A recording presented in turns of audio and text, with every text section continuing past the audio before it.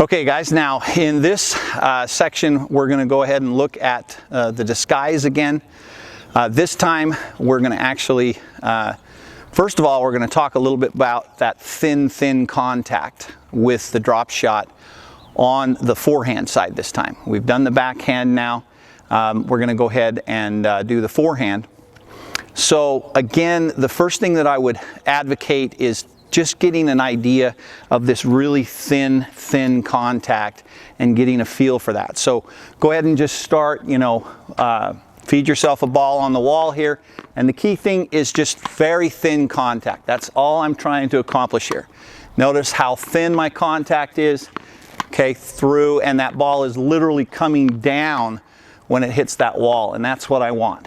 All right guys, in this segment we're going to talk a little bit more about the thin contact that we've already discussed, and we're going to use a little bit more swing here on the forehand, and then eventually we're going to go ahead and take our normal forehand stroke and then last second change and come underneath that ball and hit the drop shot.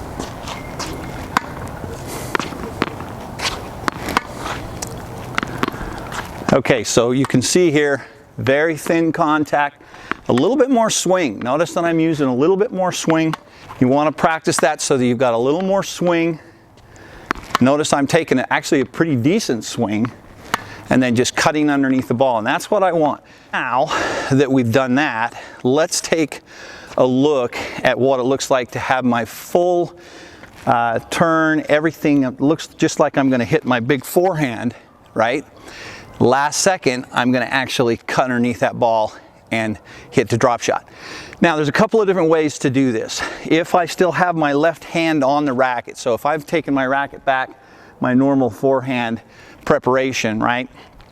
If I'm clear back here like this and I still have my left hand on the racket, I can change that grip slightly, right? Just like that, and then come down and hit my drop shot. If I've already let go, that's going to be much more difficult, but it can still be done. If I get back to this position right here, I can actually just, this is a lot more advanced clearly, but you can actually just flip that racket in your hand, and then go ahead and hit the drop shot. What I would advocate is make it look exactly like your forehand till the last second and then change, because the disguise is the key. All right guys, so let's go ahead and take a look at what it looks like now. I've gotten the idea of this thin contact, I've gotten the idea of a bigger swing and making thin contact, and now we want to look at the disguise. So it's going to look like I'm going to hit my normal forehand, and then last second I'm just going to go ahead and drop underneath that ball, okay? Let's go ahead and take a look at what that looks like, and you guys can practice this. So I got my normal forehand, and then last second, boom, there's my drop shot, okay? Now this is the key to having an effective drop shot. First of all, you got to make sure that your opponent is pushed back in the court. That's one of the key things.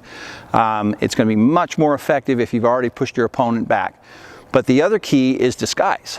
You've got to make sure that your opponent does not know that's what's coming. So it's going to look like I'm going to hit my normal forehand, and last second I cut underneath the ball, hit my drop shot. Okay? So I'm here, I've got my normal forehand looking, and boom, last second I'm just going to cut right underneath that ball. Forehand, and right there, last second I'm going to drop underneath that ball. The disguise is absolutely critical on the drop shot for obvious reasons. If your opponent knows that it's coming, clearly they're going to be able to read that, come in, and probably get there. If you can disguise it, it can be such an effective shot, and also just to change things up in the middle of a match. So go out and practice this, guys. The drop shot is critical to getting to that next level of play, being able to change up styles of play, use some variety can be so effective. And as you develop this drop shot, it's going to add a whole nother dimension to your game, because your opponent's not going to know what's coming, and that's critical. Good luck out there, guys. Thank you so much for your time, and we'll see you next time out on the court.